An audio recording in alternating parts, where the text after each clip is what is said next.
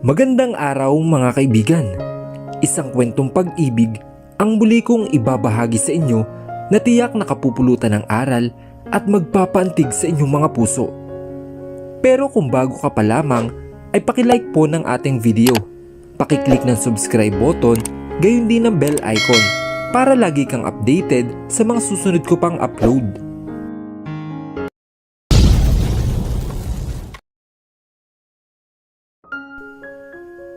Trina, please pack some of your things. You and your family will stay in Mercado's mansion. It's Tito Carlos' order. Tumango siya at ilang minuto pang nakalipas ay nasa loob na sila ng sasakyan ni Alexander. May dalawa pang kotse na may sakay ng mga bodyguard ang ipinadala ni Daddy Carlos para sa kanila. Sinuguro ng bianan niya na walang mangyayari sa kanya, pati na rin sa kanyang ina at kapatid. Nasabi sa kanya ni Alexander na hindi pagnanakaw ang motibo ng mga taong pumasok sa bahay nila. Mga tao daw ito ni Salim Abraham. Mabuti na lang at nagmamasid din ng pasikreto si Alexander. Hindi nito sinunod ang sinabi ng asawa na huwag daw siyang makialam. Sabi nito sa kanya ay hindi raw nito maatim na tumayo lang o magtago sa isang tabi habang nasa panganib ang matalik nitong kaibigan. Mahigpit niyang niyakap si Kalia nang salubungin siya nito sa living room na makarating sila sa Mercado's mansion. Katulad nga na sinabi sa kanya ni Charlotte, mas humigpit ang seguridad ng kanilang mansyon. Marami nagkalat na mga gwardya sa paligid. "Mami, Papa Grandpa said that I won't go to school today." Agad nitong wika sa kaniya. "Yes baby, hindi muna ngayon ha. Hindi ko muna papasok sa school." "Why po?" Inosente nitong tanong at nagpalipat-lipat pa ng tingin sa mama niya. Kausap si Mami Zirona at kay Cassie na nasa tabi niya. "Kasi mapanganib anak sa labas." "Why po danger? And why do you have band-aid on your forehead, Tita Cassie?" "Hindi ito band-aid. Bubuwit. Ghost pad ang tawag dito. Big version of band-aid." Kulit pa nito at kapag kuwan ay muling nagpalingalinga na tila ba may hinahanap. "Nasaan po si Daddy?" "May kailangan lang siyang gawin anak." Palusot niya at saka binuhat ang kanyang anak. Pinagamit sa kanilang in-laws niya ang kwarto ni Franco, habang ang ina naman niya at si Cassie ay inukupa ang guest room na dating ginamit ng mga ito. Pinuntahan niya rin si Charlotte sa kwarto nito. Nalaman niya kasi kay Mami Jeron na may galos daw ito dahil siya ay naitulak na nanloloob. Ito raw kasi ang unang nakapansin sa mga estrangherong anino sa loob ng mansyon kagabi. "Ayos lang ako, Ate Trina. Galos lang to." Parang wala lang na ibinigayway nito ang kanyang kamay. Hindi rin ito alintana ang maliit na hiwa sa labi nito na mukhang tinamaan ng suntok. "Masakit yan? Ginamot mo na ba? Tara, gamutin natin." Nakay kasi si Kalia at manonood daw ito ng cartoons. "Pinagamot ko na ate, kanina kay mami. At saka, maliit lang naman to." Nagawa pa nitong tumawa sa kanya. "Charlotte, nasuntok yan." "Ayos nga lang ako ate. At saka, as if naman papayag ako na hindi makaganti. I'm Charlotte Mercado. Compared to this," Charlotte pointed the cut on her lip. "Maliit lang na bagay to. Hindi na yun makakalakad." "Ano?" "Binalian ko ng paa. Ang lakas ng loob, natutukan ako ng baril kagabi at saka takutin. Ang baho naman ang hininga niya." Umakto pa ito na parang nasusuka. He needs to make sure that he doesn't have a bad breath before shouting at my face. Hindi siya makapaniwala at napatingin siya rito. Hindi siya makapaniwala na ang katulad nito ay may binalian kagabi. "You should know how to do martial arts. Kayong dalawa ni Kalia. Kuya enrolled me in martial arts when he was still in military." Pinisil ni Charlotte ang kanyang kamay at malamlam na tumingin sa mga mata niya. "You know, I like you Ate Trina for kuya. I never seemed this happy before. Palagi siyang seryoso. Ang mahal ng ngiti eh. Humagikik si Charlotte at isinukbit ang kanyang kamay sa braso niya. Ayan, huwag ka na mag-alala kay kuya. Siyam ang buhay nun. Pero seryoso nga, after kasi ng divorce ni kuya, hindi siya umuwi rito sa bahay. He went straight to his job. Kahit noon pa man palagi siyang seryoso. Sabi ni mami, mana raw si kuya kay daddy. Palagi siya ang gustong masusunod. Diktador. Pero ngayon, hindi siya nakakatanggi kay Kalia. He just loves his daughter so much. Tumango si Charlotte at nginitian siya. And he loves you that much. Nawala ang ngiti niya sa mga labi at napatanga kay Charlotte. Bakit parang gulat ka, Ate Trina? Hindi. Umiling siya. Hindi niya ako mahal. Nagkakamali ka. Napabuntong hininga siya at saka tinapik ang likod ni Charlotte. Hindi talaga namin mahal ang isa't isa. Kumunot ang noo ni Charlotte. Ano kasi? Binasa niya ang labi niya. Hindi niya kasi alam kung tama bang sabihin niya rito ang totoong estado ng relasyon nila ni Franco, pati na rin ang nakaraan nila at kung bakit nagkaroon sila ng anak. Hindi namin mahal ang isa't isa. Nagkasundo lang kami na magpakasal kasi pa rin namin gusto na mabigyan ng kumpletong pamilya si Kalia. At saka, hindi naman talaga namin ini-expect si Kalia. Kinailangan ko kasing muling hinawakan ni Charlotte ang kamay niya. Alam namin. Ha? Actually, sina mami lang ang may alam tapos narinig ko. Kasi chismosa ako. Hagik-hik ng babae. Nakakahiyaman pero wala akong pinagsisisihan. There's nothing to be embarrassed about. Kasi na-prove mo lang kung gaano mo kamahal ang pamilya mo, Ate Trina. If I were also in your shoes, gagawin ko rin iyon. Hindi ko sinasabing tama iyon ha. Pero kasi, if you are in desperate situation and you have no option except the things that in front of you, you have no choice but to grab that. Lalo na if it's a matter of death and life. Hindi ba, Ate Trina? Salamat. Madamdamin niyang wika kay Charlotte. Asus, ito naman. Kaya kalab na lab ni kuya Hindi nga niya ako mahal. Umingos ang babae sa kaniya. Kumukontra sa kanyang sinabi. Hindi si kuya papasok sa isang commitment kung hindi ka nun mahal. Trust me, Ate Trina. Apat na magkakasunod na katok ang ginawa ni Franco na sinundan pa ng dalawa bago niya narinig ang pagpihit ng seradura ng pintuan. The man with white bird came into his view. Pasimple itong luminga sa kaliwat kanan niya. Bago nito tuluyang binuksan ng malaki ang pinto ng kwartong inukupan nito sa mumurahing hotel sa probinsyang iyon. Can I offer you a drink, man? Wika niyon sa matigas na English. His Russian accents are giving justice to his features. Itinaas niya ang kanyang kamay bago siya umiling. No man, I'm good. Pinagmasdan niya ang mga beer in can na nasa ibabaw ng maliit na mesa na nagsisibi nitong living room. Most of it were empty. Vladimir, inilahad ng lalaki ang kanang kamay niya sa harap niya.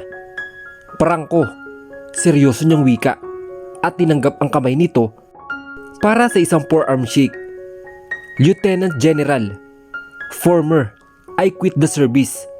Wika niya at saka ikiniling ang kanyang ulo. The man has a white long beard, proud nose, and blue eyes. A Russian picture with his Russian accent. Malaki itong tao katulad niya.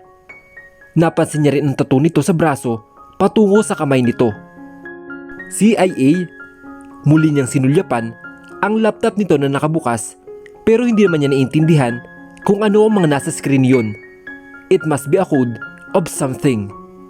Yeah, sometimes. Kibit-balikit ni Vladimir at dinampot ang lata ng beer. I've been stuck in Fola region. Years with bears. And you live like them. That explains his bird. Balot ang mukha nito ng balbas. Tumaas ang sulok ng labi niya bago niya kinuha ang kanyang cellphone sa bulsa. Hindi yun ang cellphone na palagi niyang ginagamit sa araw-araw. It was his phone when he was still in military.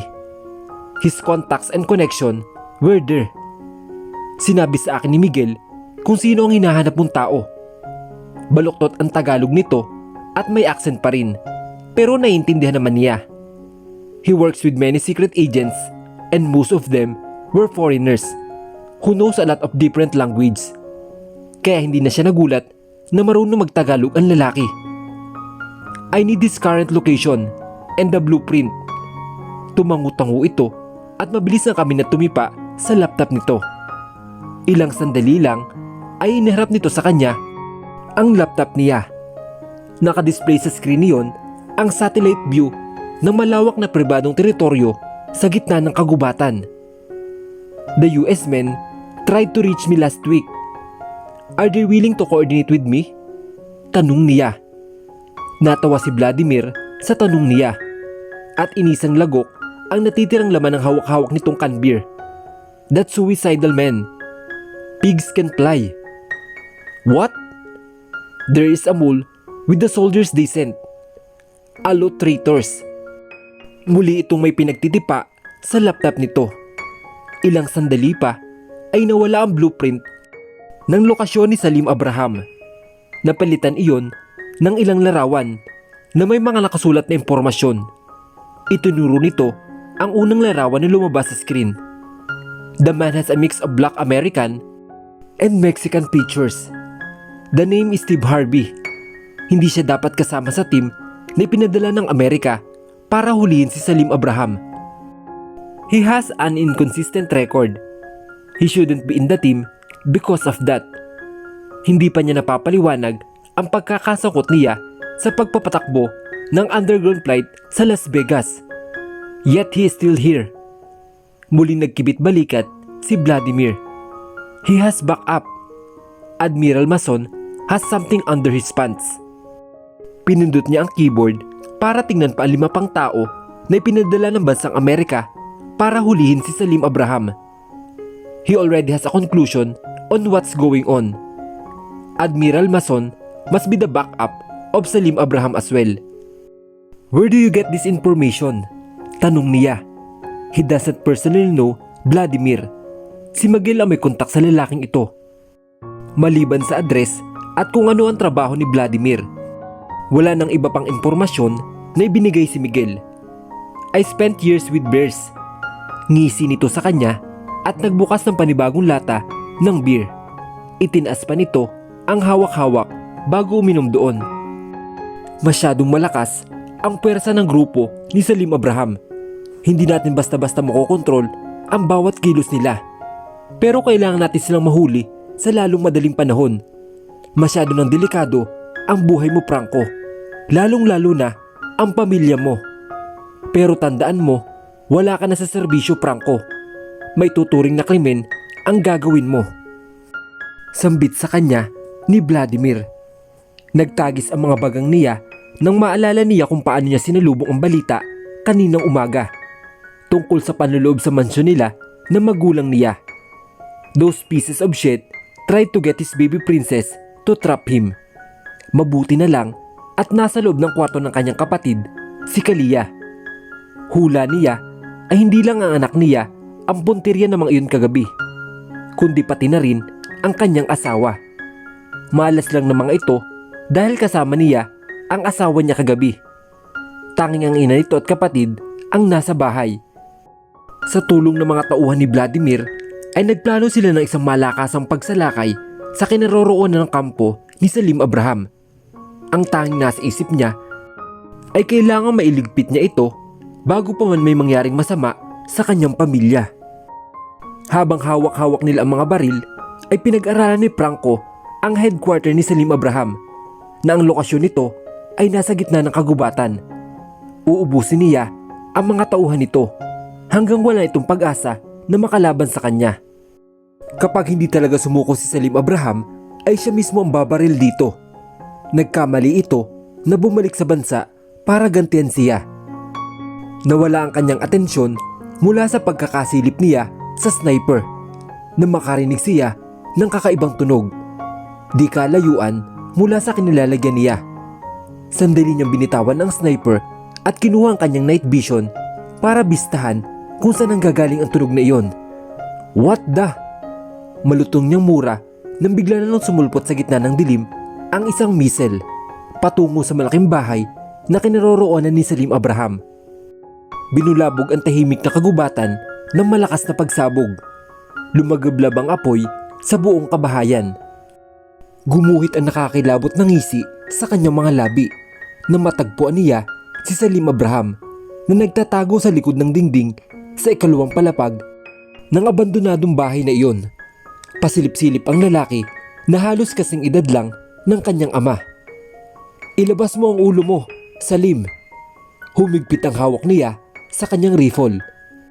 Nanggigigil na taniman ng bala ang ulo ng lalaki na dapat ay tinuluyan na niya noon pa man.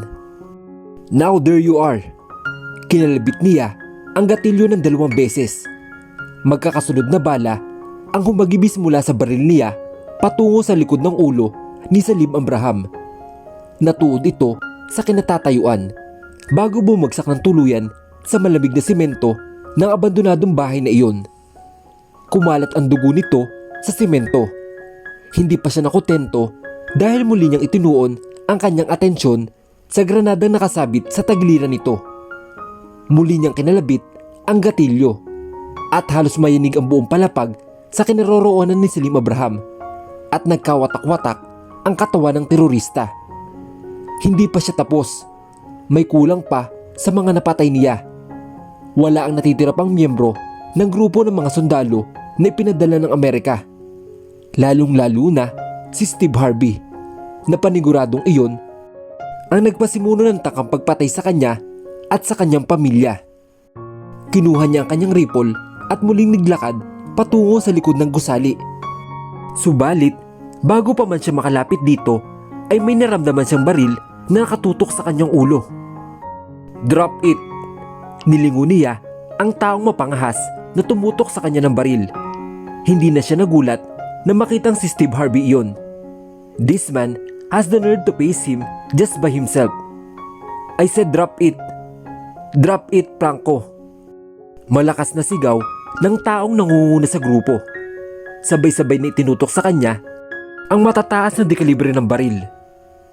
Napabalikwa si Trina sa kanyang kinahihigan nang marinig ang boses ni Kalia. Nakita niya ang kanyang anak sa tabi niya na nakaupo ito habang tila wala sa sarili nagpapalingalinga sa kanyang paligid. Daddy! Tawag niyon sa ama at kumamot sa magulong buhok. Bumangon siya at hinawakan ito sa balikat. Binuhat niya ito para paupuin sa kandungan niya. Kinusot-kusot nito ang kanyang mga mata at nagsimula ng kumurba ang kanyang mga labi. Mami, nasa na ba si Daddy? Hikbi ni Kalia. Huwag kang mag-alala anak, dadating ang daddy mo. Alo niya habang hinahaplos-haplos ang buhok nito. Di ba sabi ko sa'yo, may kailangan lang gawin si Daddy? Kaya wala siya rito? Hindi na umimik si Kalia. Masyado na itong nasanay sa presensya ng ama nito, kaya lagi niyang hinahanap-hanap ang kanyang ama. Hindi naman niya masisisi ang kanyang anak dahil dakila itong daddy's girl. Lahat ng gusto nito ay sinusunod ni Franco. Niyakap niya ang kanyang anak at saka hinaplos-haplos ang buhok nito.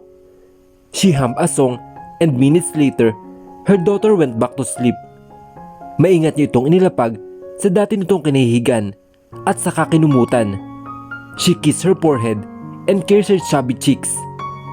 Malungkot siyang napangiti nang nakapikit na kinapa ni Kalia ang una ni Franco at saka niyakap iyon. She was sniffing her father's scent through that pillow. She even mumbling, "Dad," on her sleep.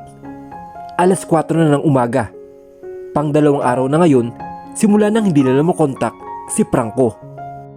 Alam niyang may alam ang kanyang father-in-law sa banta ng panganib ng buhay nila, lalong-lalo na sa kanya at kay Kalia. Pinapanalangin niya sana kung nasan man ang asawa niya ngayon ay ligtas ito dahil hindi niya alam kung ano ang mangyayari sa kanila ni Kalia kapag nawala ito sa kanila. Lumabas siya ng kwarto para kumuha ng tubig sa kusina. May tao na sa living room na nag-uusap-usap. Una niyang nakita ang kanyang mami na nakasapo ang kamay nito sa bibig niya. Nasa harap nito ang dalawang pulis, si Alexander pati na rin si Miguel.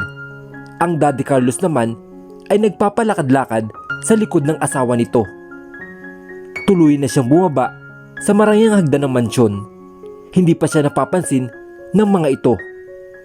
Narinig niya ang paghikbi ng ina ni Franco nang tuluyan siya nakababa sa hagdanan.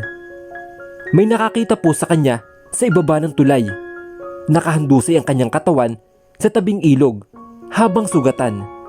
Wika ng isa sa dalawang pulis. Umawang ang mga labi niya sa kanyang pagkagulat at nawala sa isip niya ang hawak-hawak niyang baso. Dumulas iyon sa kanyang mga kamay at saka nahulog sa sahig. Trina! Tawag sa kanya ng kanyang biyanan nang napalingon ito sa kanya. Hindi siya nakagalaw sa kanyang kinatatayuan na makitang maluha-luha ang mata ng kanyang mami. Iyon ang nagsasabing si Franco ang tinutukoy ng pulis. Trina! Tawag din sa kanya ng mayordoma ng mansyon. Nakakalabas lang ng kusina. Napatingin siya sa mga bubog na nasa paanan niya. Sorry po. Yumuko siya at tarantang pinulot ang nabasag na baso. Aw! Nabitawan niya ang basag na pitsil nang masugatan siya sa kanyang kamay. Bata ka! Ako na! Wika ng mayordoma sa kaniya. Huwag mo nang pulutin. Ako na lang ang maglilinis niyan. Hindi po. Ako na po. Nag-init ang gilid ng kanyang mga mata nang maramdaman niya ang paghawak ng kanyang mami sa kanyang balikat. At saka inalalayan siya patayo. Hayaan mo na si Esther dyan, anak. Wika niyon habang panay pa rin ang pagtulo ng kanyang mga luha sa kanyang mga mata. Tumango siya at napakagat ng labi. Mami! Malungkot iyong umiti sa kanya at maingat na hinawakan ang kanyang kamay. Halika na, Trina. Gamutin natin ang kamay mo. Mami, si Franco, anong nangyari sa kanya? Tuluyan na siyang humikbi. Naghalo ang sakit, dulot ng kanyang sugat sa kamay at ang sakit sa kanyang dibdib. Umalpas ang malakas na hikbi sa boses ng babae at yumakap sa kanya. Darling, iakyat mo na sa taas si Trina. Mabilis na umiling siya sa lalaking biyanan. Daddy, hindi. Gusto ko pong marinig ang nangyari sa asawa ko. Daddy, kung kailangan niya magmakaawa dito, ay gagawin niya. Huminga ng malalim ang ama ni Franco bago ito tumango. Ang kanyang mami naman ang gumamot sa sugat niya sa kamay habang bumalik sa pakikinig ang Daddy Carlos niya. Kalmado ang mukha ng lalaki. Katulad kung paano kakalmado ang ekspresyon ng mga kaibigan ng kanyang asawa. Prente lang ang mga ito na nakaupo sa tabi ng dalawang pulis habang paminsan-minsan ay tinititigan siya. Malinaw na salvage ang krimen. Sa klase ng pagkakasaksak sa dating Lieutenant General, pagpatay ang target ng mga kriminal. Halos hindi siya makahinga sa kanyang mga narinig. Parang gumuho ang kanyang mundo na malaman niya ang nangyari sa kanyang asawa. Literal na nangatog ang kanyang tuhod nang marinig niya ang sinabi nito. Mabuti na lamang at nakahawak siya sa balikat ng kanyang ina kaya hindi siya natuluyang natumba. At kasabay nito ang pagpatak ng kanyang luha sa kanyang mga mata. Paano haharapin ni Trina ang malagim na nangyari sa kanyang asawa? Paano niya haharapin ang mga pagsubok na ito gayong wala na sa kanyang tabi si Franco? Ano ang naghihintay na kapalaran sa kanilang pamilya? Sabay-sabay po nating tunghayan sa susunod na kabanata ng ating kwento. Hanggang sa muli, mga kaibigan. Paalam!